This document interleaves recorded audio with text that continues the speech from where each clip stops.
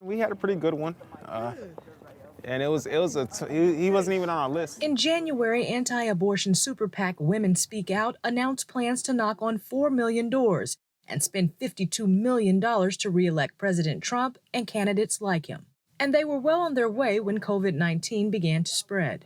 Out of concern for not only the safety of our canvassing team, but of course the voters that we're trying to reach, we immediately pulled everyone out of the field. But as stay-at-home orders begin to lift in certain areas, the group is slowly heading back and engaging in person with voters. We certainly don't want to add to a public health crisis, which is why we're taking which is why we're taking the recommended precautions of wearing masks and gloves and standing at least 6 feet apart.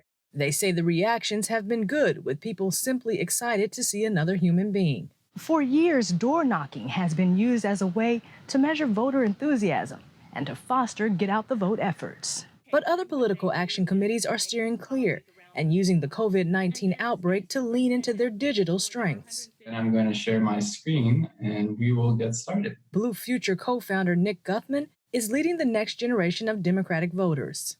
Just before COVID-19, the group provided grants to students interested in door knocking or running on-campus phone banks.